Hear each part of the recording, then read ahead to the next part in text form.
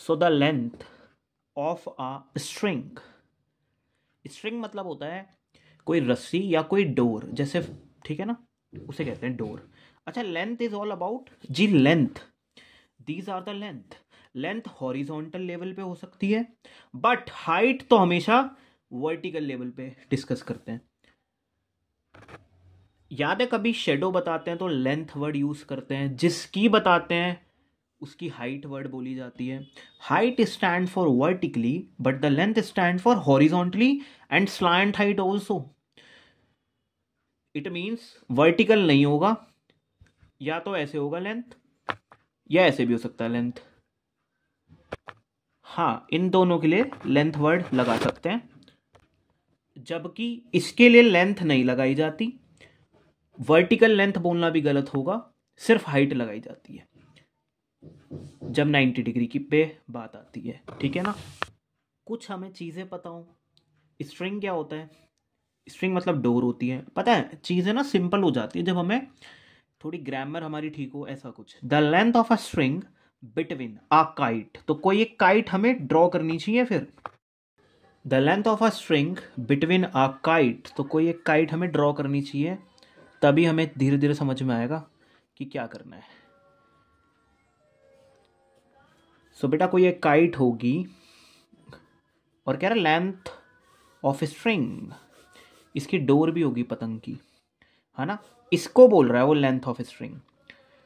The length of a string between a kite, एक kite, and a point on the roof. सही है, छत, छत वाला पॉइंट है ये रूफ का पॉइंट है, ये पतंग की डोर का पॉइंट है, इसकी जो लेंथ है ना।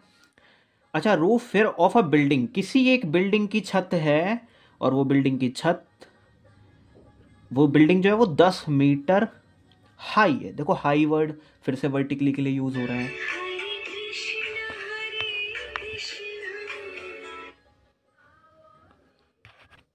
एक बहुत बड़ा सा ट्विस्ट आगे, क्या कह रहा है? कह रहा है is 180 metre. What? The length, अब देखो, अब सब्जेक्ट पे आ जाओ। The length of a string, बात कहां से स्टार्ट करी थी? The length of a string, डोर की जो लेंथ है, अ काइट, वो डोर जो बीच में आ रही है काइट के और एक रूफ के जो डिस्टेंस है, वो डिस्टेंस जो ना, देखो मैं कहता रहा हूं ये जानबूझ के कहानियां लाता है बीच में। कह रहा वो डिस्टेंस ना छत से लिया गया है, वो छत बिल्डिंग की है जिसकी हाइट 10 मीटर है, इज 180। बिल्डिंग तो वही 10 मीटर हाइट है, ये स्ट्रिंग है, ये 180 मीटर स्ट्रिंग है। क्यों? स्टार्टिंग का सब्जेक्ट कहाँ है, फिर उसका आंसर कहाँ है? बीच में तो कह रहा 10 मीटर, तो वो फिर 180 है।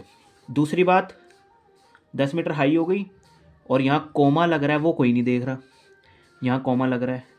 कोमा के बाद वही आएगा जिस जो स्टार्टिंग में सब्जेक्ट दिया जाएगा।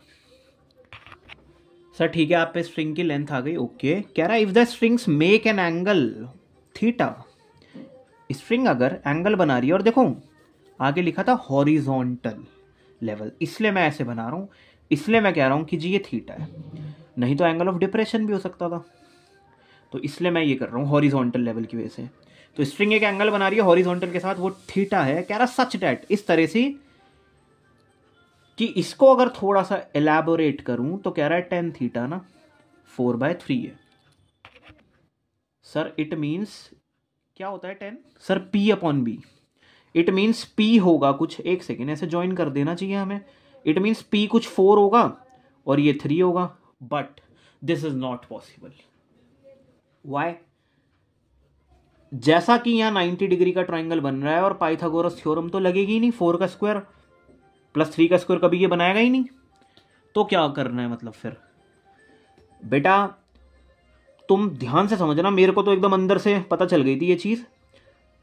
ये 4 नहीं होगा, ये 4x की टर्म्स में कुछ होगा, ये 3 नहीं होगा, ये 3x की टर्म्स में कुछ रहा होगा। हो सकता है x ना, हाँ दोनों x सेम नंबर है, x x कट गया होगा, इसलिए रेशियो मेंटेन हो रही है 4:3। क्या पता ये 40 हो, 40/30, 0 से 0 कट गया होगा और रेशियो बना रहा है 4:3। जब इनकी रेशियो बन रही थी, जब टेन थीटा निकल रहा था, तो 40/30 आया होगा, पर देखो 4:3 रह गया। आई एम श्योर 4 और 3 नहीं साउंड करेंगे ये, तो मैं 4x अपॉन में 3x ले लूंगा, क्योंकि x से x कटेगा तो वही आएगा, बात वही रहेगी 4:3। अच्छा तो सर हमें मतलब एग्जाम में ऐसे करना पड़ेगा? हाँ जी, ये सेटिस्फाई नहीं कर रहे तो इट मीन्स ये 4x और 3x होगा। सारी बातें सेट हो गई। इसके अपॉन में ये भी रखूंगा तब भी 4/3 आएगा, और कुछ ना कुछ x की वैल्यू होगी जो आज तो नहीं पता, फिलहाल तो नहीं पता क्या होगी। बेटा समझ रहे हो, ये 10 हो सकता था तो 40/30 हो गया। Same factor. देखते हैं क्वेश्चन में क्या मांग रहा है। हाउ हाई, कितना हाई होगा? हाई मतलब वर्टिकल हाइट मांगेगा। इज द काइट, काइट कितनी हाई है? कितनी हाई कहां से बतानी है? छत से बतानी है, ग्राउंड से बतानी है? क्योंकि हम दोनों बता सकते हैं हमारे students. From the ground, ground से मांग रहा है। It's okay. बताओ, ये 10 है ना, ये भी 10 होगा ना। तुम्हें तो बस यही निकालना है, देखा जाए तो तुम्हें तो पी निकालना है। छत से कितनी ऊंचाई है और अपने घर की बिल्डिंग को जोड़ देना 10 मीटर। मुझे ये चाहिए, ठीक है ना यार, मुझे ये चाहिए। बताओ कैसे अंजाम दें इस क्वेश्चन को। मुझे ये चाहिए। सर पाइथागोरस थ्योरम लगा सकते हैं।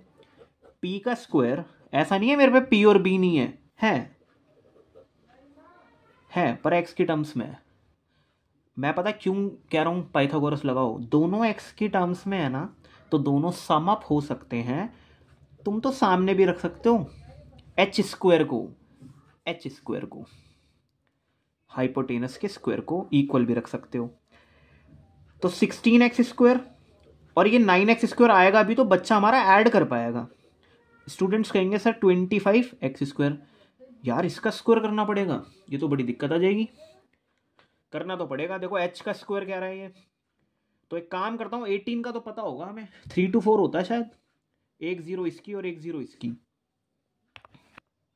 कई बार, ठीक है 18 का याद करके जाना एग्जाम में। कई बार क्या होता है, 18 जा तो 3 to 4 होता है बच्चा, एक जीरो नहीं, मेरे को 2 जीरो चाहिए, ध्यान रखना। चलो x निकालने के काबिल हैं हम लोग या नहीं है? बताओ। अरे इसे कैंसिल नहीं करवाऊंगा, बेफिक्र रहो।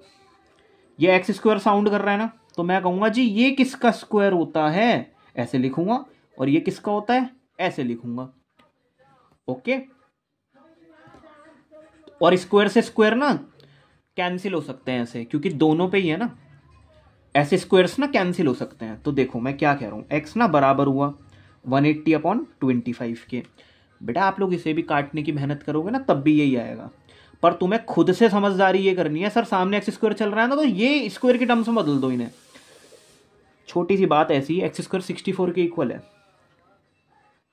तो मैं ये जानबूझ के इसको 8² बनाने की कोशिश करूंगा। कभी कभी, कभी कभी बढ़ाओ मत, छोटा करने की कोशिश करो।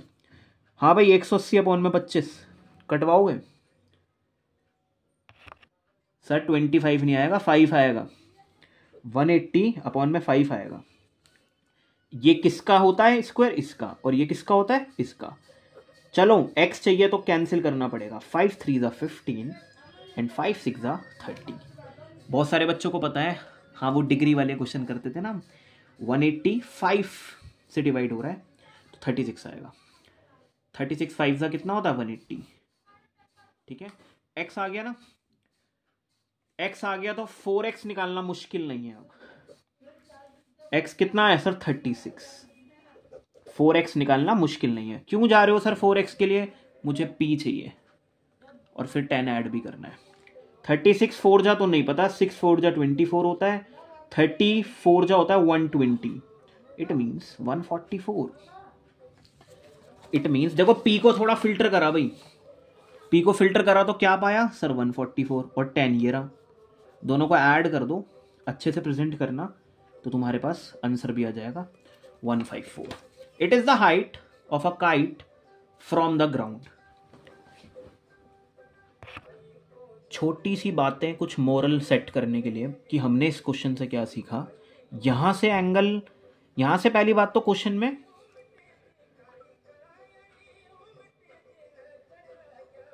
क्वेश्चन में लेंथ के बारे में बोला गया था, स्ट्रिंग की 180। अच्छा उसके बाद ऐसे ज्वाइन करा, टेन थीटा 4/3 तो कभी नहीं बन पा रहा था, तो 4x/3x माना खुद से ही। सेम रखना x और x, ताकि कैंसिल होके वापस रेशियो बिल्डअप वही करे। जब सेम आ रहा है तो इस चीज़ का ध्यान रखो, पाइथागोरस थ्योरम लगा सकते हो। x आ गया तो 4x भी आ गया। हाँ, इसका काम नहीं है, ठीक है ना, क्योंकि मेरे को तो हाइट चाहिए और 10 भी है, तो मेरे को बस 4x चाहिए। तो मैंने x निकाल लिया था,